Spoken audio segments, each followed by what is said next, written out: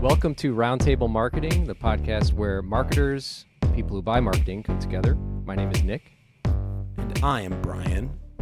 And Brian, I don't think we have one topic today, but we will have We got two. too many topics. We got two topics. We got 2.7. too many topics. Let's get into it. We're kind of talking about it now. Like obviously, we've kind of been on this ride together for the last 5 years, watching LLMs shape how people communicate online and how people find information online. And there've been hazards along the way, but there have been a lot of benefits as well. But what's changing? Is it mainly people's attitudes, or are there really some big technological shifts that are happening right now? You know, if we can go back in time, November 2022, AI goes human being meet LLM. You know, that's really when ChatGPT launched, and that was the assassination of Archduke Franz Ferdinand when it comes to AI, right? Like that's really when it all happened. And that ability for us to communicate with the robot made it really, really awesome. And you get on there, you just start doing all this awesome stuff. It's like, this is cool. But as we started using it and we progressed a little bit, we realized it's like, I don't really want to like deal directly with the LLM. I want an agent, and I want an agent to be able to use the power of the LLM and do things for me. So now it's like human meet agent. Now we've got Jarvis, right? And like we can do more things. But the adoption speed of that is not super, super fast. People are just adopting software at the same rate we were always adopting software. And so that just keeps coming in, boom, boom, boom. And so every time like a new AI feature just rolls in behind the scenes, great, we've got new AI, we're happy to do it, you know? But when it comes to this agent thing, it's like human meet agent. It's like, oh, cool. And you're at a party and then you just like, well, all right, well, that's nice. I'll talk to you later. And then you go away, right? And that's been a lot of our experience with using AI. It's just like, we keep going like, it's cool. I got to go do my real job. So to me, I think that the missing piece of the puzzle is the agency. And that's what we do, right? So there's this missing piece of the puzzle here, which is the agency. So you've got like human meet agency. People know how to deal with that. And so they go, I just want things. They're looking for problem solving. And so like the agency interface for human beings works really, really well. Like that's something that people want to interact with. And so as us agency folks figure that out, we're figuring out how to be the interface with all the different versions of things, like with all the different agents and all the different LLMs, and designing our own new products to do things. Like agencies can be the malleable face that the humans want to deal with, because the humans really, their goal always was to deal with people and to not deal with things. They didn't want to deal with it. Before, the question was with marketing, it was like, well, why don't I just use ChatGPT instead of having you guys do marketing? Now the answer is, we say, well, no, we're better at it than you are. That's why. So you work with us and we'll use ChatGPT. And so the idea would be that we enable them to actually get what they're trying to get out of AI without having to try and do it themselves. I wanted to ask you this, like, why aren't more people going directly to AI to get what they want? Because in a lot of ways, tools that exist, and many of which are free, you can prompt with highly specific requests, and you'll get a response to that request. But why don't people go directly to it? Is it just a lack of familiarity? I have my own thoughts on that, but I want to know what you I'll think. tell you why. Because I'm a human, and every time I go to AI, it takes a lot of time to get what I want, and sometimes I don't get it, right? Yep. And so being like pretty sophisticated, using it every day, knowing how it works. We just got Nano Banana on Gemini, and it's phenomenal, and it's awesome, and then it sucks. And so I'm trying to entertain my coworkers by putting my developer into a suit and tie so that he looks like a lawyer, and it looks great. And then I try and put the other coworker in the same suit and tie, and it edits the coworker onto the shoulder of the first one. It's like that. You nailed it, and then you totally missed, right? And so it's that experience of like the consistency. Like most people just don't have time to mess around with stuff. And so the adoption speed, while there's usually the beginning of a chat is so great.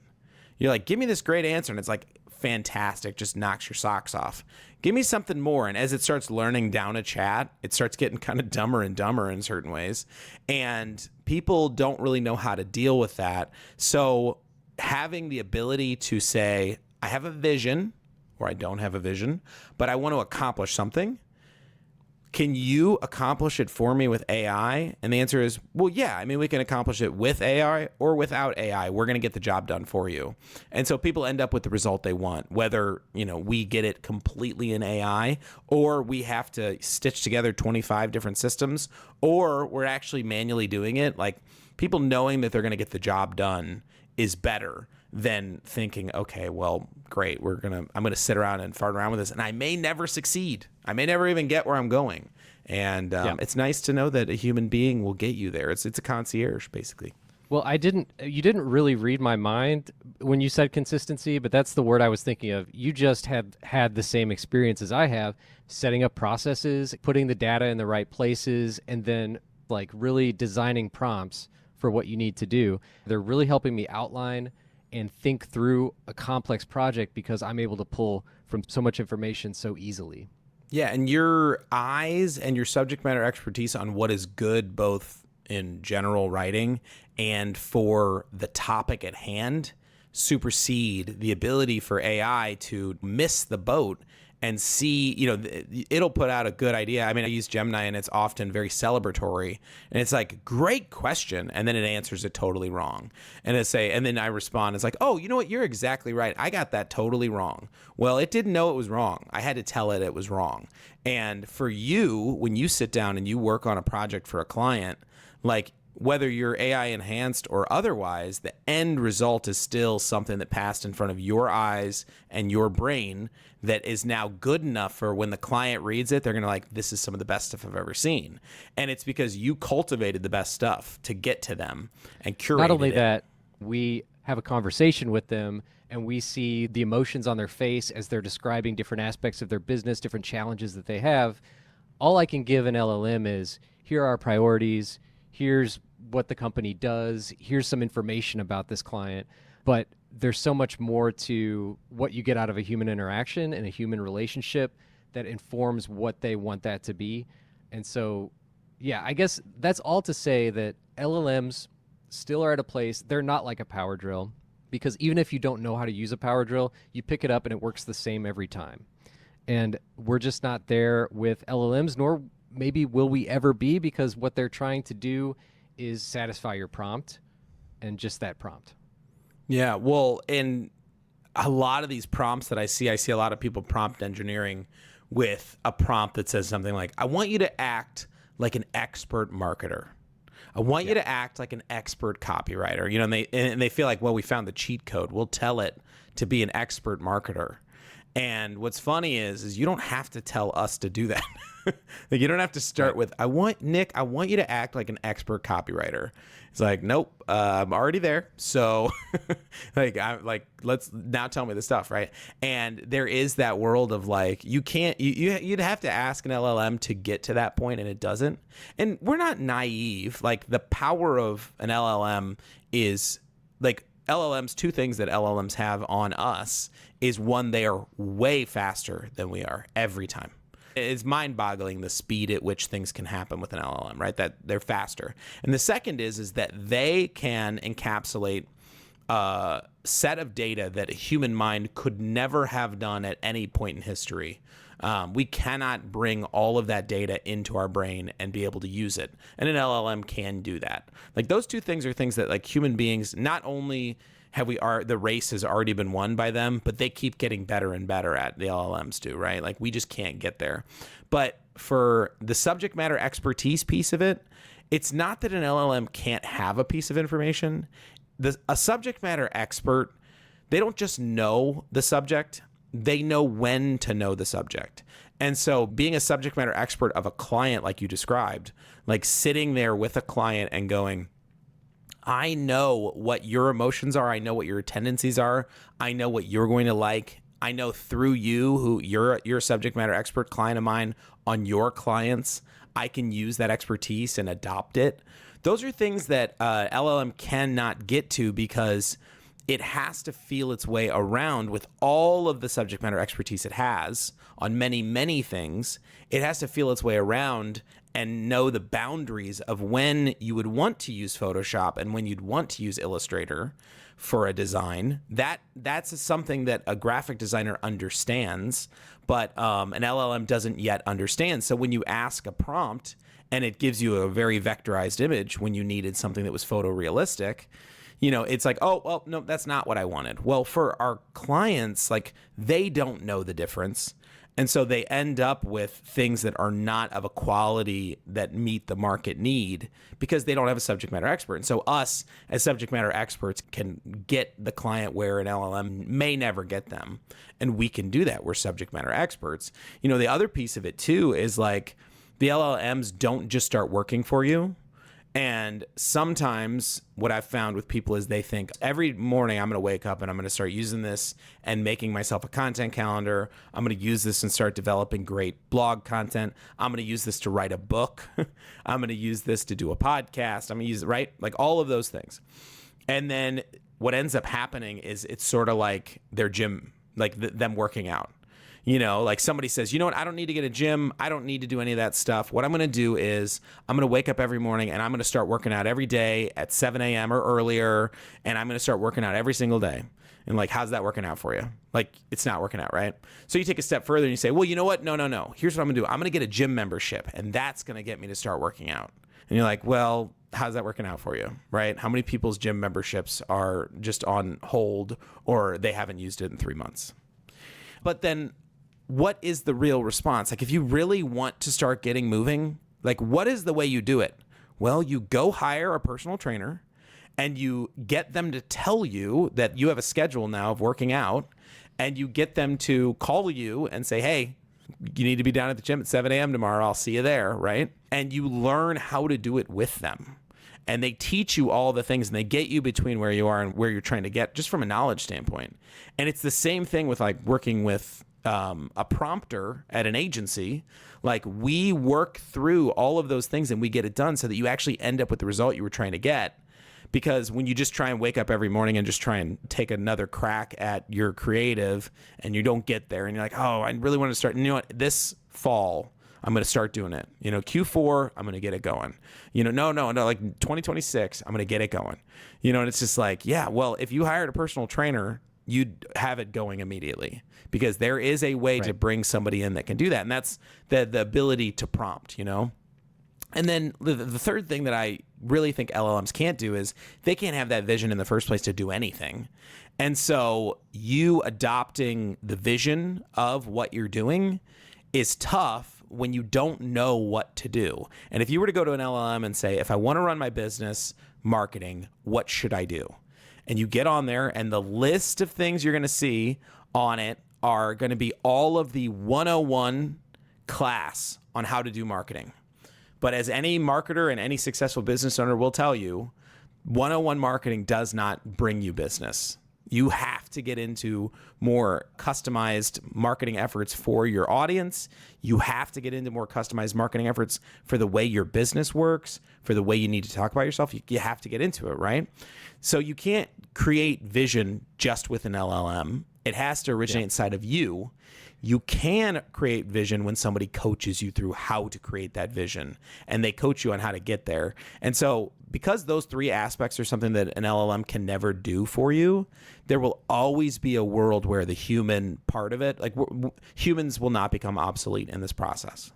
Well, there's a kind of understanding you get from your emotional connection to your audience and your customers that in many ways is hard to translate to words. By looking, you see something, you just know that's not our tone.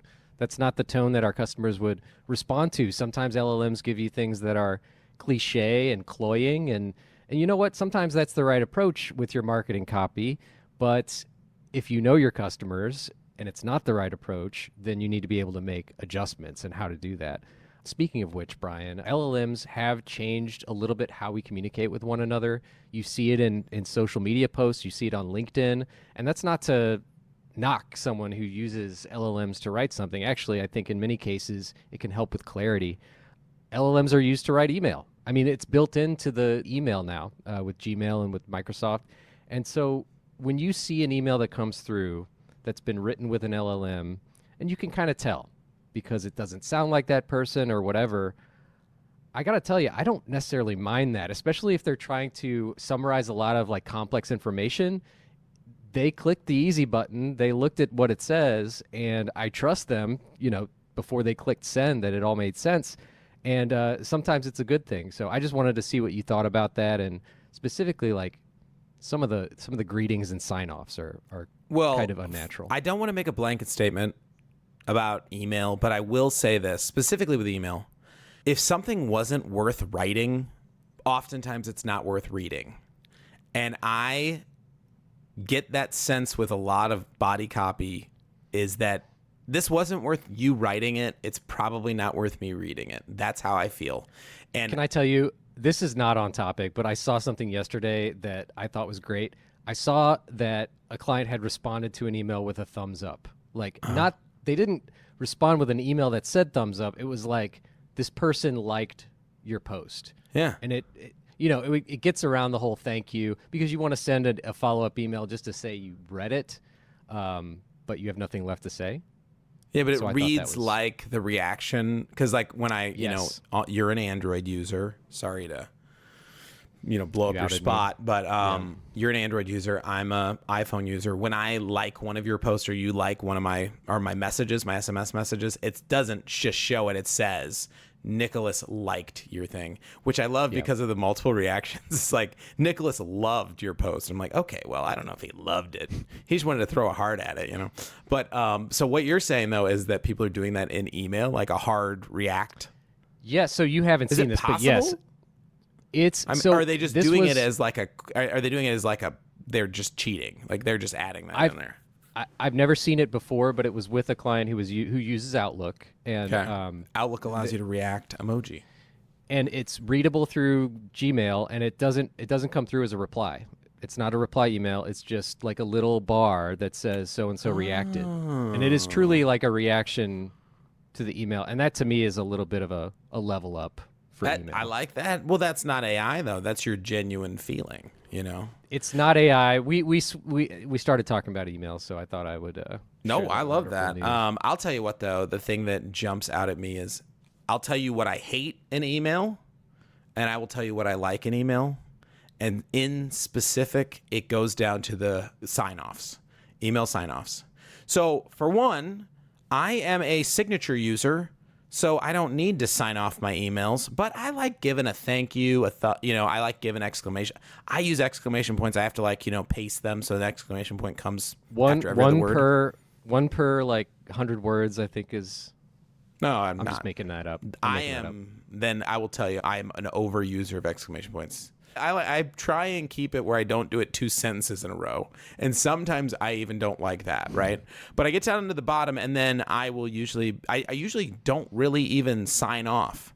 What I've found is that there are people that they need a salutation, like they need a way to sign off, like to say like the end. Well, so like back in the day, it was sincerely yours. I would be fine with that in an email, honestly. Sincerely, Nicholas Hibbler. I think that's great, right? I have this problem with all the new ones, and my least favorite, if you can guess, can you try and guess which my least favorite is? Have you already heard me say this? Well, because I see it a lot, I don't know. Best. Best. It's the worst. It's just the worst. I Best think is it's the worst? dumbest. I hate it so I much. did. I've used it a couple times. I hate it so much. I hate it because it's like I said, if something's not worth writing, it's not worth reading. It's And kind of you're it's not shorthand for all the saying- best. I don't know what it's shorthand for. I heard one person said it's short for "I'm the best." That's what my friend Lauren said. I like She's that. It just means I'm the best. I don't know what it means, and I don't really know. It seems so dismissive. It's like when somebody, like when you hold the door open for someone, and they're just like, "Thank you," and they just like keep moving, and it's like you didn't even say thank you. Like you clearly weren't. Didn't have any gratitude for me holding the door. You're just saying a word. Or like when you sneeze and somebody just like immediately forces out a bless you. Like it's like you don't need to say it. Like you could just not say it. Plus I've got Like obviously have they two say more it before sneezes you're coming. done sneezing, right? Yes. Yeah, to shut you up. Like And then they're stop gonna sneezing keep is what doing they're. it. It's like that's not how bless you works. It doesn't like cram the sneeze back inside of you. So if best is sort of like the very young response, from my iPhone is the very old response. Like an older writer is going to put from my, because they just didn't. So I'm going to start putting from my Android and see if people notice. I like that. Yeah. From my flip phone, from my Nokia. Oh, from my Sidekick. Yeah, That would there be you go. cool. I'd do from my Sidekick. I never had a Sidekick though, so I feel like I'm kind of cheating. Yeah. I mean, I go with the boring sign. I go with thanks, but I italicize it. Thanks. Oh, but you actually Command I and get, or Control I and actually get in there with it. Okay. Yeah. I want it to visually stand out from the rest of the copy. I go back to my rule. If it's not worth writing, it's not worth reading. And that is Well, I do something that mean you deliberately wrote. You like when, I mean, I'm saying if you're italicizing, because italicizing an email with a lot of the typefaces, you really can't tell it's italicized. So if you gave it a bold thank you, that would be kind of cool. Or give it like the all caps thank you yelling, and then put 4 exclamation points, which I disagree with like religiously. 3's fine. 1's like fine. 1 or 3. Or a bunch, like a bunch of them. With but a few 4 ones mixed or in. 2 is like, it hurts my feelings. Like, just do 3 or 1. Like, you don't need, like, 1 is like, yeah. 3 is like, yeah. And then you can do like 25 and just like mess up the email with that. I do think some ASCII I think art of the grass. solution to all of this that you and I are waiting for is the successor to email, which I'm sure will arrive one day. Do you remember Google almost replaced email with the greatest piece of software that never was? It was called Google Wave. Seriously, it was so cool. And today, if you saw it, you'd be like, I want to use that right now. And it really was an email killer. So what it did was it was a communication tool. And honestly, a lot of the features work like Slack and, messaging sort of stuff. But this was really even before project management software was out. And I was like, I'm going to move everything I do to this. And what happened would be basically you'd have these waves. You could actually there was a slider where you could go back and forth in the conversation and see the history of it. So you could go all the way back to the beginning and rewind it back to the initial email and then watch it build over time. And it kept everything together. This actually was even before your conversations were bundled in email. It was awesome. Well, Google did this. It was the coolest software ever. I loved it so much. And the one fatal flaw that Google could have fixed perfectly, they should have made it where your Gmail was automatically brought into Wave. So you could basically forward your Gmails into Wave and respond from Wave, because the responses were virtually the same sort of, text response. Had they created that interface and said, yeah, you don't need to use Gmail, you can use Wave now. Had they done that, it would have taken over the world. Instead, they sunset it. They're like, yeah, we're just not going to keep pursuing it, yada, yada, yada. It was the coolest thing ever. But I think the reason why this is interesting about email is that it's the same reason why WordPress is still the most ubiquitous CMS in the world. The reason why it's still around is because it is something that is open source and you manage it on your own terms. So you fully manage it. So Facebook, well, why is Facebook not the same? Well, Facebook totally owns their messaging platform, right? Slack totally owns their messaging platform. And so when you're talking in Slack, you're always doing it through a Slack, I want to say channel. There's a Slack channel is everything, but it's lowercase c, channel. With email, it's a technology where you can do it your way and your receiver can do it their way, and you send it over the line, and there's a lot of different ways to get it across, and there's a lot of ways to manage it over here, and there's a lot of ways to respond and sort of standardize. Standardization and the fact that it's open source and you're managing it yourself, that's why it's never going to go away, because we would have to replace email with something like that. There is no email killer that's going to be a SaaS program. It's just not going to happen, because the network effect that every single person in the world has an email beats, well, Wave is better. It's like, well, yeah, but you'd have to have a Wave account. Otherwise it wouldn't work, Yep. And so I really do think that that's something that email is going to be around forever. So we'll just keep getting tools like Gmail just manages email better now. It combines it. It does this. You can like things, but it's not actually fundamentally changing the way email works. Email's still email, and it still works the same way. Well, speaking of emerging technologies, I kind of want to bring us back to our original topic to wrap things up because I think that we can sort of call out how you and I look at AI and how people should use it in marketing and anything. I don't think what we're saying or what we would ever say is, don't do that, come to us. You need us.